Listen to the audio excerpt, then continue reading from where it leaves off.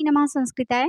Sanskrit Sindhuja classes में आप सभी मित्रों का हार्दिक स्वागत एवं अभिनंदन है। मित्रों, हम सभी लोग भर्तृहरि विरचित निज शतक का अध्ययन कर रहे हैं। तो इसी क्रम में आज हम लोग श्लोक संख्या 6 और 7 का अध्ययन करेंगे।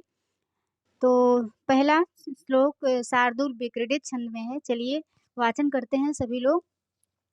ब्यालं बालमृणालतन्तुभिरशो रोधुं समुजृम्भते छेतुं वज्रमणिं शिरीषकुसुम प्रान्तेन सन्निह्यते माधुर्यं मधुबिन्दुना रचयितुं क्षाराम्बुधेरिहते मूर्खान्यः प्रतिनेतुम् इच्छति बलात् सूक्तैः सुधासन्दभिः ब्यालं बालमृणालतन्तुभिरशो रोधुं समुजृम्भते छेतुं वज्रमणिं शिरीषकुसुम प्रान्तेन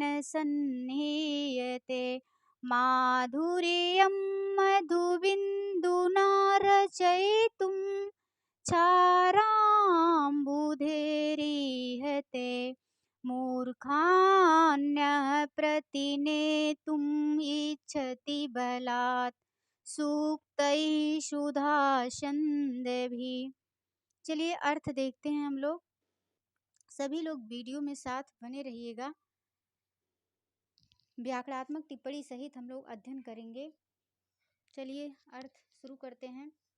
नीचे से ले लीजिए। यह का मतलब होता है जो। भर्तृहरि जी कह रहे हैं यह सुधासन्दभिः सूक्तैः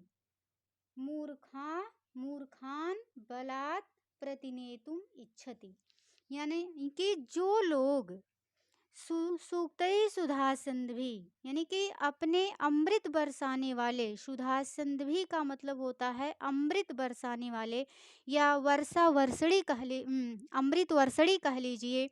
सूक्तैः मतलब सुंदर उक्ति, सुंदर वाणी। जो व्यक्ति या जो लोग अपने अमृत बरसाने वाली वाणी के द्वारा, अपने अमृत बरसाने वाली उक्तियों के द्वारा मूर्खान यानी कि मूर्खों को बलात् बलपूर्वक प्रतिनेतुम इच्छति सज्जनों के मार्ग पर लाने की इच्छा करते हैं। जो लोग अपने अमृत बरसाने वाली वाणी के द्वारा मूर्ख व्यक्तियों को या मूर्ख लोगों को बलपूर्वक सज्जनों के मार्ग पर लाने की इच्छा करते हैं, वे किसके समान काम करते हैं? ब्यालम बाल मृणाल तंतुभिर असो रोधुम समुजृम्भते। असो यानी कि वह क्या करते हैं? बाल मृणाल तंतुभि ब्यालम रोधुम समुजृम्भते, यानी कि कोमल कमल नाल। बाल मतलब होता है जो, बाल का अर्थ ही होता है कोमल। मृणाल कमल देखे होंगे, मृणाल तंतुभि यानी कि मृणाल आप लोग तालाब में देखे होंगे। जो कमल खिलता है, जब उसको तालाब से निकालते हैं तो उसकी लंबी सी डंठल रहती है, उसको बीच बीच में ऐसे तोड़ेंगे तो रेशे जैसा निकलता है। अब आप लोग भाई उसको देखे हैं कि नहीं, लेकिन हम तो बचपन में उसको खेले भी हैं। अपने मामा के यहाँ रहते थे, वहाँ तालाब में होता था, जैसे आप लोग उसको बेर्रा कहते हैं, सफ़ेद सफ़ेद खिलता है, कुछ लोग कुइयाँ बोलते हैं। तालाब में जल में होता है, सफ़ेद सफ़ेद फूल खिलता है और उसको तोड़ करके हम लोग माला बनाते थे, उसको गले में पहनते थे, खेलते थे। वही कह रहे हैं, मतलब वो अत्यंत कोमल होता है, जैसे उसके अंदर एकदम रस भरा होता है, एकदम कोमल होता है। बाल मृणाल यानी कि उस कमलनाल, कोमल कमलनान के तंतुओं के द्वारा ब्यालम माने होता है दुष्ट हाथी, जो एकदम बिगड़ैल हाथी हो, बिगड़ा हो, क्रोधित, कोप हुआ हो। जो हाथी बिगड़ जाता है तो लोग कहते हैं कि मतलब उसको मनाना बहुत मुश्किल होता है। तो ये भर्तृहरि जी कह रहे हैं कि जो व्यक्ति मूर्ख व्यक्तियों को अपने अमृत वर्षणी वाणी के द्वारा सज्जनों के मार्ग पर लाना चाहते हैं, वो कैसा काम करते हैं, मानो वो लोग दुष्ट हाथी को कोमल कमल नाल के तंतुओं से रोधुम मतलब उसको रोकना चाहते हैं या बांधना चाहते हैं, समुजृंभते इच्छा करते हैं। वो लोग किसके समान इच्छा करते हैं, जैसे कोई दुष्ट हाथी को कोमल कमल नाल के तंतुओं से रोकने की इच्छा कर रहा हो या बांधने की इच्छा कर रहा हो। छेतुम वज्रमणिम शिरीष कुसुम प्रांतेन सन्निहते। अब शिरीष फूल जो होता है वह अत्यंत कोमल होता है। जैसे मान लीजिए अगर उसको तोड़ना चाहें आप तो छूते ही वह मुरझा जाएगा। शिरीष कुसुम इतना कोमल होता है। तो आगे कवि कह रहे हैं शिरीष कुसुम प्रांतेन वज्रमणिम भेतुम सन्निहते। वो यानी कि वह व्यक्ति कैसी इच्छा कर रहा है, जैसे शिरीष कुसुम यानी कि शिरीष पुष्प से, प्रांतेन माने होता है किनारा या अग्रभाग। एक तो शिरीष फूल वैसे ही अत्यंत कोमल होता है और उसमें भी भर्तृहरि जी कह रहे हैं उसके किनारे वाले भाग से, यानी कि शिरीष फूल के कोमल वाले भाग से जैसे कोई वज्रमणिम छेत्तुम सन्निहते। वज्रमणि यानी कि मणि जो हो मतलब वज्रमणि अत्यंत कठोर होती है। जैसे कोई वज्रमणि हो अत्यंत कठोर मणि को छेतुम माने उसको तोड़ना चाहते हैं, सन्निहते चाहते हैं, इच्छा कर रहे हैं।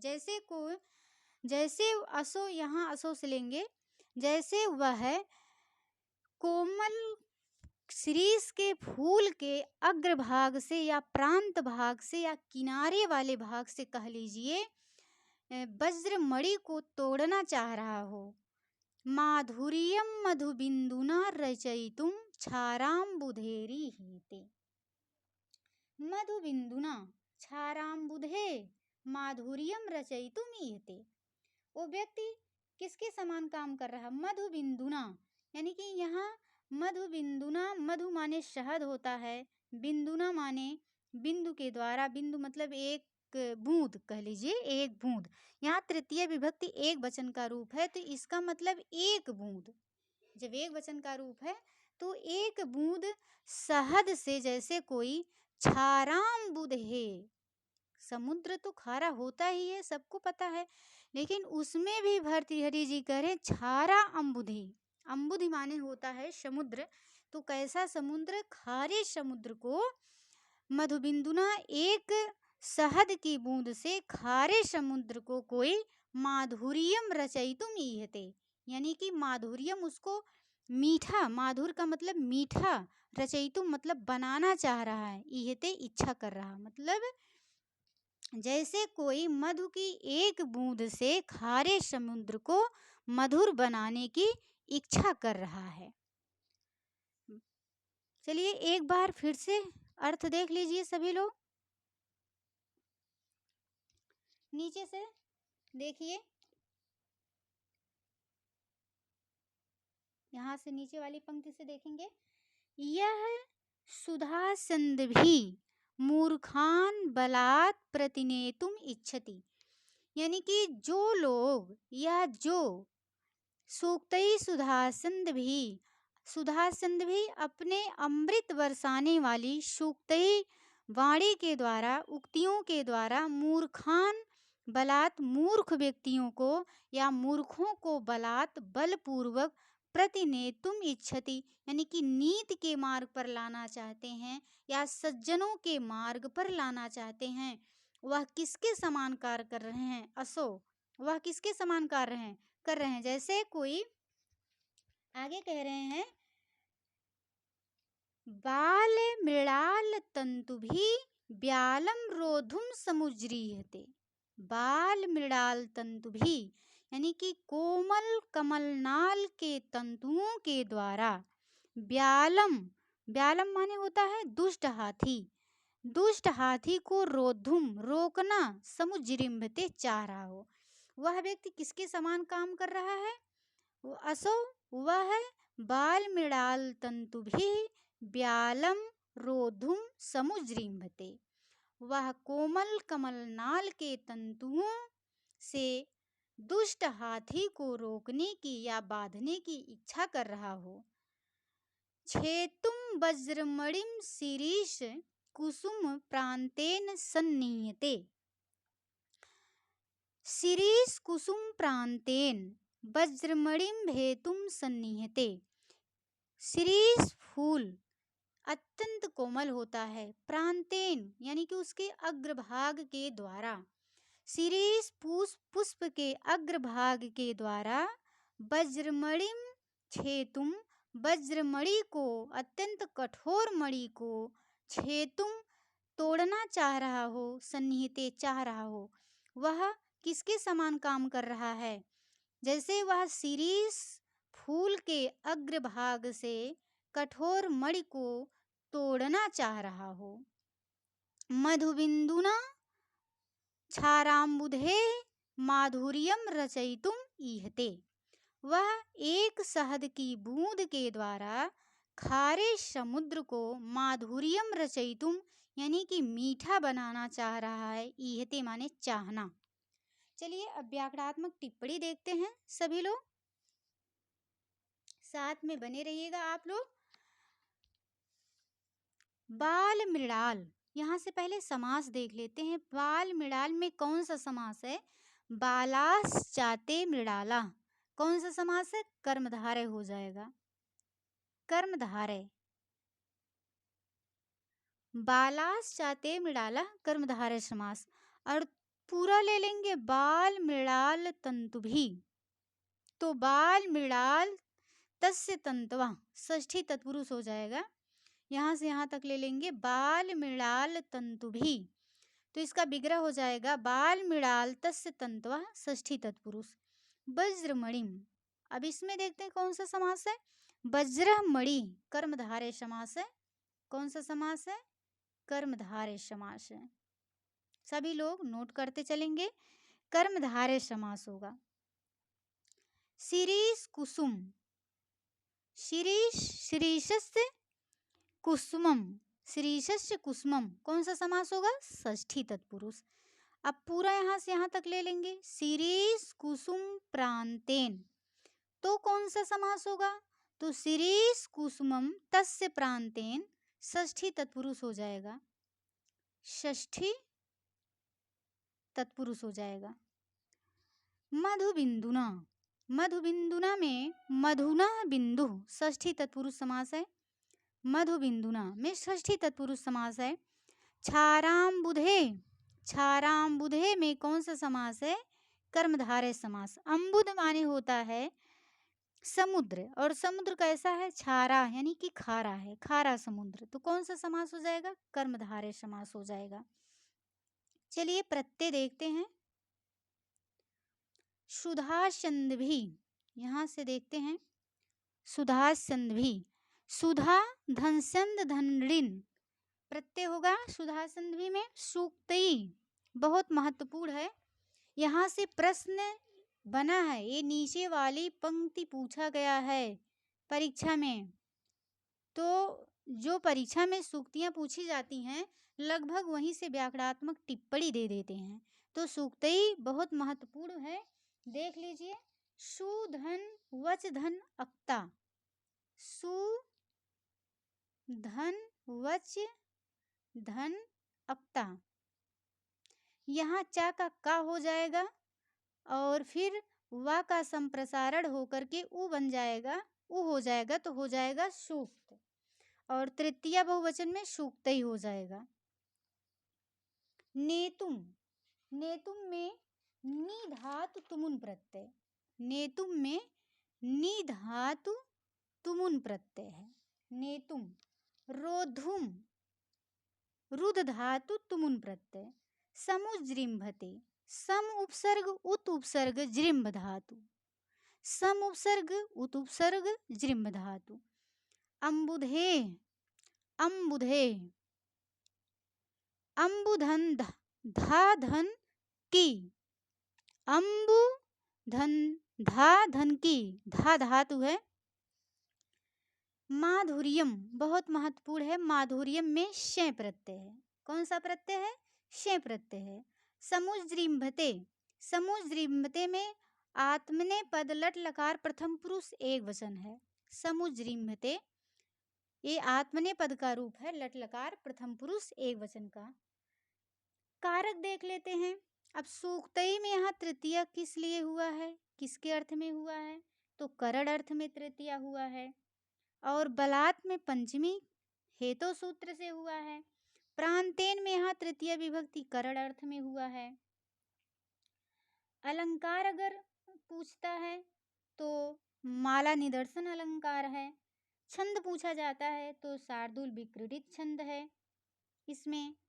और माला निदर्शन अलंकार, चलिए इसकी व्याकरणात्मक टिप्पणी आप लोगों के लिए नोट किए हैं। अगर आप लोग नोट करना चाहें तो वीडियो को रोक करके आप लोग नोट कर सकते हैं बाद में। देखिए यहाँ, इसलिए सब सीरियल से समास अलग, प्रत्यय अलग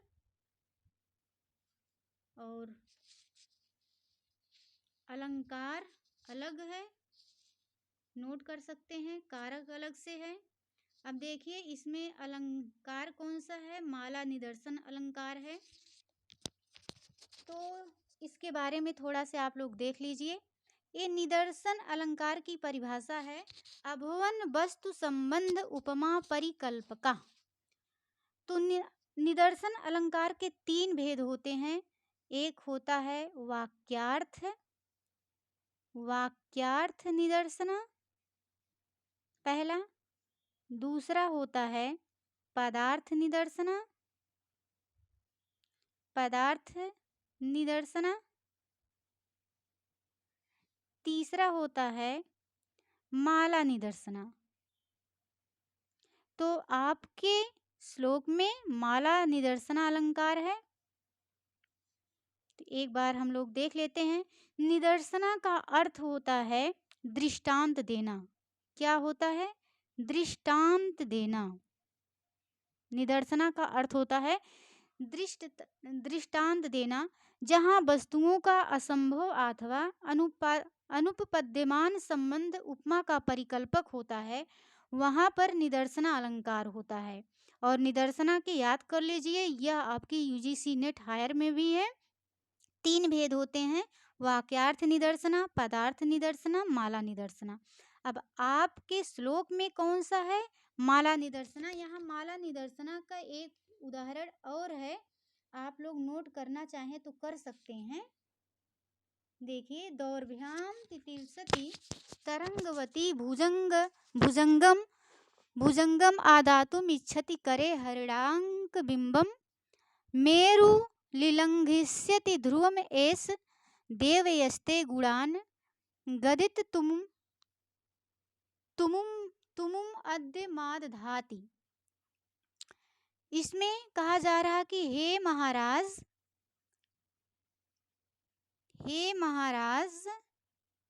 जो व्यक्ति आपके गुणों का वर्णन करना चाहता है, यहाँ से एक मिनट नीचे से देखेंगे, ते गुणान गदितुम आद्य धाति, गदितुम उद्यम आदधाति। यानी कि जो व्यक्ति आपके गुणों का वर्णन करना चाहता है, निश्चित ही वह सागर को हाथों से तैरना, चंद्र को हाथ में लेना और मेरु पर्वत लांघ कर पार जाना चाहता है। यहाँ पर एक ही वाक्य सभी वाक्यों से असंबद्ध होकर उपमा का परिकल्पक है। अब यहाँ देख लीजिए, जैसे यहाँ पर आपका वाक्य एक ही है। क्या है? मूर्खान प्रतिनेतुम इच्छति बलात् सूक्तै सुधासन्धि। अब यहाँ पर असंभव वस्तुओं में मतलब उपमा का परिकल्पना किया जा रहा है। जैसे यह सूक्तै, यह सुधासन्धि सूक्तै मूर्खान बलात् प्रतिनेतुम इच्छति। यानी कि जो व्यक्ति मूर्खों को अपने अमृत बरसाने वाली या अमृत टपकाने वाली वाणी के द्वारा नीति के मार्ग पर लाना चाहता है। अब वो क्या क्या करने के समान होता है, बाकी 3 पंक्तियों में दिया गया है। तो इसलिए यहाँ पर कौन सा अलंकार है? माला निदर्शन अलंकार है। अगर आप लोग इसकी परिभाषा नोट करना चाहते हैं तो वीडियो रोक करके नोट कर सकते हैं। चलिए अगला श्लोक देखते हैं, उपजाति छंद में है। स्वायत्तम् एकान्थितं विधात्रा विनिर्मितं छादनम् अज्ञताया विशेषतः सर्वविदां समाजे विभूषणं मौनम पंडितानाम। बहुत बहुत महत्वपूर्ण श्लोक है यह। 2016 और 2021 दोनों परीक्षाओं में ये नीचे वाली लाइन लगातार सेम प्रश्न आया था। तो हो सकता है अब की बार यहाँ से व्याकरणात्मक टिप्पणी दे करके पूछ लिया जाए। तो इसलिए सभी लोग बहुत ध्यान से पढ़ेंगे आप लोग, इसलिए एक भी शब्द नहीं छोड़ रहे हैं, सबकी व्याकरणात्मक टिप्पणी आप लोगों को बता रहे हैं। एक बार सब लोग साथ में वाचन करिए। स्वायत्तम् एकान्थितं विधात्रा विनिर्मितं छादनम् अज्ञताया विशेषतः सर्वविदां समाजे विभूषणं मौनम पंडितानाम्।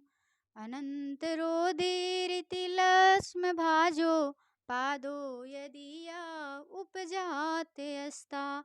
अनन्तरोदीरिति लक्ष्मभाजो पादो यदीया उपजात्यस्था। स्वायत्तम् एकान्थितं विधात्रा विनिर्मितं छादनम् अज्ञताया विशेषतः सर्वविदां समाजे विभूषणं मौनम पंडितानाम। इसमें भर्तृहरि जी कह रहे हैं विधात्रा अपंडितानाम स्वायत्तम् एकांथितम मौनम अज्ञताया। पहले निचली पंक्ति का देख लीजिए, विधात्रा क्या किए हैं? विधात्रा माने ब्रह्मा। यहाँ तृतीय विभक्ति एक वचन का रूप है, यानी कि ब्रह्मा के द्वारा क्या किया गया है? मौनम अपंडितानाम विभूषणम, यानी कि मौन जो अपंडित, पंडित माने क्या होता है? विद्वान। अपंडित माने अविद्वान, यानी कि अविद्वान जो विद्वान नहीं है अर्थात मूर्ख। विधाता ने मूर्खों का क्या विभूषण माने होता? आभूषण। क्या बताया है? बनाया है? मौन, यानी कि ब्रह्मा ने मूर्खों का आभूषण मौन बनाया है। स्वायत्तम् एकान्थितं विधात्रा विनिर्मितं छादनम् अज्ञताया विशेषतः सर्वविदां समाजे विभूषणं मौनम अपंडितानाम। स्वायत्तम् एकान्थितं विधात्रा अपंडितानाम। विधात्रा अपंडितानाम, विधात्रा यानी कि ब्रह्मा ने, अपंडितानाम यानी कि मूर्ख लोगों का, मूर्खों का, स्वायत्तम मतलब अपने, स्व माने अपने, आयत्तम माने अधीन, यानी कि उनके अधीन, मूर्खों के अधीन, उन्हीं के अधीन स्वायत्तम एकांथितम। एकांथितम का मतलब हितम माने होता हितकारी, एकांथितम मतलब अत्यंत हितकारी। ब्रह्मा ने अपंडितों का अर्थात मूर्खों का उनके अधीन या अपने अधीन नितांत हितकारी मौनम अज्ञताया, यानी कि मौन को, मौन मतलब जहाँ चुप रहिए ना बोलिए तो उसे उसको क्या कहेंगे? मौन है। मौनम अज्ञताया छादनम, अज्ञताया अज्ञानता को, छादनम ढकने के लिए, विनिर्मितम, निर्मितम माने बनाना, विनिर्मितम मतलब अच्छी तरह से बनाना। अज्ञताया छादनम विनिर्मितम, अज्ञानता को ढकने के लिए, विनिर्मितम मतलब बनाए हैं। क्या बनाए हैं? मौन सर्वविदाम समाजे। सर्वविदाम, सर्व का मतलब सब कुछ, विदाम माने जानने वाले, जो सब कुछ जानने वाले होते हैं अर्थात विद्वान गण। सर्विदाम समाजे यानी कि विद्वानों के समाज में विशेषतः विशेष रूप से विभूषणम भवति यानी कि विभूषण होता है। बहुत मतलब अपने तरफ से अर्थ निकालने के लिए कहेंगे, विधाता ने मूर्खों का अपने अधीन नितांत हितकारी मौन अज्ञानता को ढकने के लिए बनाया है। सर्विदाम विशेषता समाजे यानी कि जो सब कुछ जानने वाले होते हैं विशेष रूप से विद्वानों के समाज में। अब आप लोग व्यवहारिक रूप से ले लीजिए, अगर गाँव में देख लीजिए, कुछ लोग ऐसे होते हैं कि वो ज़्यादा पढ़े लिखे नहीं रहते हैं, फिर भी उनके पोशाक से लगेगा, जब उनको देखेंगे लगता है कि बहुत पढ़े लिखे हैं, बहुत मतलब विद्वान है, बहुत समझदार हैं, बहुत कुछ जानते होंगे, कि जब तक वो ना बोलें, जहाँ वो बोल देंगे तो आप समझ जाएंगे कि कितना पढ़े लिखे हैं। मान लो विद्वान कवि कह रहे हैं भर्तृहरि जी, सर्विदाम समाज है, विद्वानों का समाज हो और खूब चंदन उंदन लगा करके आप वहाँ बैठे हो और बोल नहीं रहे हैं। जब तक बोलेंगे भर नहीं तब तक लोग जानेंगे नहीं कि आप कितना विद्वान हैं, आपके पास कितना ज्ञान है। जहाँ आप बोल दिए, एक श्लोक का वाचन कर दिए, पता चला गलत उच्चारण किए, तो सभी लोग जान जाएंगे हाँ इनको कितना आता है, इनके पास कितना ज्ञान है। तो इसी में भलाई है कि अगर जहाँ उस विषय के विशेषज्ञ बैठे हैं और आपको उसमें बहुत कुछ जानकारी नहीं है, आपको पकड़ नहीं है, तो वहाँ नहीं बोलना चाहिए, वहाँ मौन रहना चाहिए, चुप रहना चाहिए। ये कौन कह रहे हैं? भर्तृहरि जी कह रहे हैं। भर्तृहरि जी कह रहे हैं तो इसको सभी को जानना चाहिए और सभी को इसका पालन भी करना चाहिए। ये सभी के जीवनोपयोगी श्लोक है और आपके परीक्षोपयोगी भी है, जीवनोपयोगी भी है, इसलिए वेरी वेरी मोस्ट इम्पॉर्टेंट श्लोक हो जाता है। तो एक बार फिर से अर्थ देखेंगे सभी लोग। विधात्रा ब्रह्मा ने अपंडिता नाम, अपंडिता का मतलब मूर्ख, स्वायत्तम, स्वा माने अपने, आयत्तम माने अधीन, एकांत हितम अत्यंत हितकारी, मौनम अज्ञताया छादनम विनिर्मितम, अत्यंत या नितांत हितकारी अज्ञानता को ढकने के लिए विनिर्मितम बनाए हैं। विशेषतः सर्विदाम समाजे विशेष रूप से विद्वानों के समाज में। अगर जहाँ विद्वान लोग हैं वहाँ मौन रहने में ही भलाई है। आप लोग कालिदास और विद्वोत्मा के विवाह की कहानी सुने होंगे कि विद्वोत्मा को अपने विद्वता पर बहुत नाज था, तो कुछ विद्वानों ने, पंडितों ने सोचा कि चलो इनका विवाह ऐसे मूर्ख से करवाते हैं कि मतलब जिससे बड़ा मूर्ख कोई हो ही ना। तो जब कालिदास जिस पेड़ पर बैठे थे, क्षमताम, जिस डाली पर वो बैठे थे उसी डाली को काट रहे थे कुल्हाड़ी से, तो विद्वानों ने देखा, पंडितों ने कहा इससे बड़ा मूर्ख कोई हो ही नहीं सकता है। उनको खूब चंदन उंदन लगा करके लाल वस्त्र धारण करा के ले गए विद्वानों के सभा में शास्त्रार्थ के लिए। जहाँ विद्वोत्मा थी, विद्वोत्मा के सामने ले गए शास्त्रार्थ के लिए और कालिदास से कहे थे कि बोलना मत भाई। अगर सोचे लोग कि अगर बोल देंगे तो विद्वोत्मा को पता चल जाएगा कि कितना बड़ा मूर्ख है। तो वहाँ कालिदास बोले नहीं, बस अंगुली से इशारा किए। और भाई विद्वोत्मा तो विदुषी थी ही, वो इशारों में वो कुछ और समझी। कालिदास का अंगुली दिखाने का मतलब कुछ और था। जब वो पूछी ब्रह्म कितने हैं, ऐसे इस तो कालिदास सोचे कि ये मतलब ये तो मेरी हाँ हाँ, वो पूछी कि ब्रह्म कितने हैं, तो कालिदास ऐसे ऐसे करके इशारा किए उंगली। तो ये विद्वानों ने कहा कि ये बोलेंगे नहीं, ये मौन रहते हैं, ये बता रहे हैं कि ब्रह्म एक होता है। तो ऐसे ऐसे दो चार क्वेश्चन वो बताए, तो विद्वोत्मा ने सोचा कि हाँ ये बहुत बड़े विद्वान हैं, और विद्वोत्मा का विवाह कालिदास से हो गया। तो वही बात भर्तृहरि जी भी कह रहे हैं कि जहाँ विशेष रूप से जहाँ विद्वानों का समाज हो, वहाँ मूर्खों को बोलना नहीं चाहिए। और यह जो मौन होता है उनके अधीन होता है। भाई आप बोल रहे हैं कि चुप हैं, ये तो आपके अधीन है। ना तो कोई आपको ज़बरदस्ती बुलवा सकता है और ना तो आपको कोई ज़बरदस्ती मौन धारण करवा सकता है। ये तो अपने अधीन होता है बोलना ना बोलना। तो उसी प्रकार से जो मौन है वह मूर्खों के अधीन है। तो इस मूर्खों के अधीन और उनका ये सबसे बड़ा आभूषण होता है मौन। और इसे क्या किए हैं? विनिर्मितम यानी कि अच्छे से बनाए हैं, अज्ञानता को ढकने के लिए, उसको छिपाने के लिए, मूर्खों की अज्ञानता को छिपाने के लिए।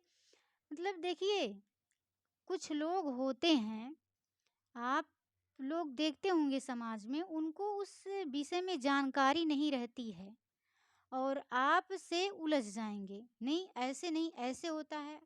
तो और कुछ लोग होते हैं उनको जानकारी नहीं है, अगर आप बता रहे हैं तो मतलब वो बहुत जिज्ञासु होकर के सुनते हैं कि हाँ ये सही हो सकता है, हाँ ऐसा होता है।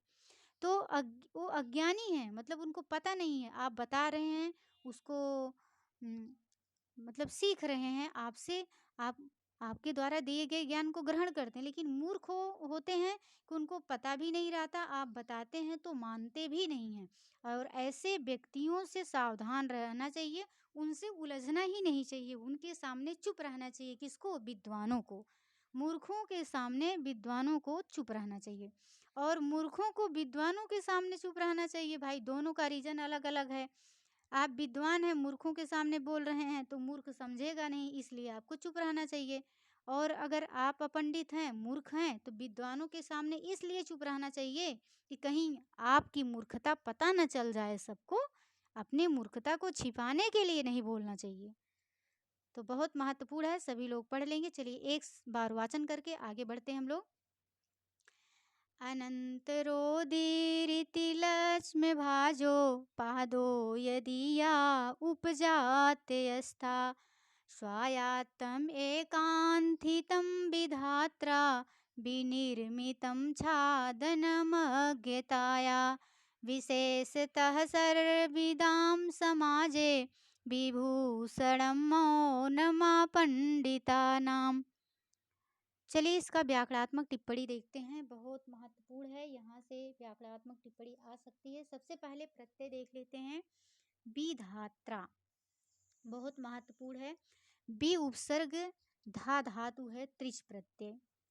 बी उपसर्ग धा धन त्रिच प्रत्यय है। कौन सा प्रत्यय है? त्रिच प्रत्यय है। और तृतीया विभक्ति एक वचन है, विधात्रा। पंडिता, पंडिता, पंडिता में पंडा धन इतच प्रत्यय है, पंडा धन इतच। पंडा धन इतच प्रत्यय हो सकता है आपकी बार यही पूछ ले। 2 बार से लगातार ये पूछा गया है क्वेश्चन, आप लोगों से पहले ही बता चुके हैं। 16 और 21 का दोनों पेपर उठा के देख लीजिएगा, रिपीटेड क्वेश्चन है और इसके पहले भी पूछा गया है। तो हो सकता है आपकी बार व्याकरणात्मक टिप्पणी ही पूछ ले। विभूषणम, बी उपसर्ग भूस धातु ल्युट प्रत्यय, विभूषणम, बी भूस ल्युट, ल्युट प्रत्यय। कौन सा प्रत्यय है? ल्युट प्रत्यय। स्वायत्तम, स्वायत्तम, स्वाधन आधन यत धन अक्ता। चलिए पीछे लिखे हैं, आप लोग अभी नोट कर लेना, ऐसे सुन लीजिए। स्वाधन आधन यत, यत धन अक्ता प्रत्यय। हितम, धा धन, धा धन अक्ता, धा धन अक्ता। धा को जो है ही आदेश हुआ है, क्या आदेश हुआ है? ही आदेश हुआ है, हितम। बहुत महत्वपूर्ण है ये भी। धा धन अक्ता धन, हाँ धा धन अक्ता, धा का ही आदेश हुआ है। मौनम देख लीजिए, मौनम में मूनिधन अड़ प्रत्यय है, मूनिधन अड़ प्रत्यय है, मूनिधन अड़ प्रत्यय। अज्ञता देख लीजिए, ज्ञा आप लोग जानते हैं कैसे बना है, ज्ञा में क प्रत्यय है, ज्ञा में क प्रत्यय है, ज्ञा क प्रत्यय, तो ज्ञा बना है। तो उसी तरीके से अज्ञता बना है, अज्ञता। अज्ञता कैसे बना है, तो अज्ञ धन तल घंटाप, अज्ञ धन तल घंटाप, अज्ञता। छाद्रम देख लीजिए, छद धातु है, आवरण के अर्थ में छद धातु ऋच प्रत्यय ल्यूट प्रत्यय, छद ऋच ल्यूट। विनिर्मितम, वि उपसर्ग निरुपसर्ग, मा धातु है, अक्ता प्रत्यय है, बीच में ईट का आगम हुआ है। विनिर्मितम, वि उपसर्ग निरुपसर्ग, मा धातु, अक्ता प्रत्यय। अगर इसमें धातु पूछ लिया जाएगा तो कम ही लोग बता पाएंगे, जो लोग इसका व्याकरणात्मक टिप्पणी का अध्ययन किए रहेंगे वही बता पाएंगे कि कौन सा अगर धातु पूछ लिया जाए तो मा धातु है। सर्वविदाम, सर्वधन विद धन क्विप, बहुत महत्वपूर्ण है, क्विप प्रत्यय सर्वाहारी, लोप हो जाता है इसका। सर्वविदाम सर्वविध, सर्वधन विद धन क्विप, समाजे सम धन अच धन घे, सम धन अच धन घे, घे। समाजे जो मनुष्यों का समूह होता है उसे समाज कहते हैं, और जो जानवरों का समूह होता है उसे समझ कहते हैं, समझ। चलिए समास देख लेते हैं। स्वायत्तम में सबसे पहले देख लेते हैं, स्वायत्तम में स्वस आयत्यम षष्ठी तत्पुरुष हो जाएगा। एकांथितम, एकांथितम में बहुव्रीहि समास है, एका यो अंतो यश बहुव्रीहि समास है। फिर अलंकार देख लेते हैं, इसमें रूपक अलंकार है, श्लोक में कौन सा अलंकार है, रूपक अलंकार है। और छंद उपजाति, उपजाति है, पता ही है सबको।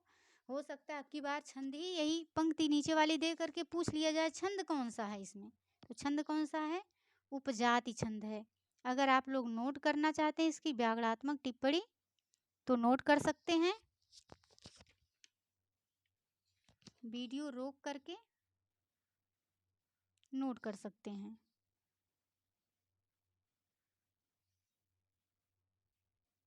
सभी लोग नोट कर सकते हैं। तो आज की वीडियो कैसी लगी सभी लोग कमेंट बॉक्स में बताएंगे, और वीडियो में साथ बने रहने के लिए सभी का बहुत बहुत शुक्रिया, धन्यवाद। मिलते हैं किसी दूसरे वीडियो में। नमः संस्कृताय, जय हिंद, जय भारत, वंदे मातरम।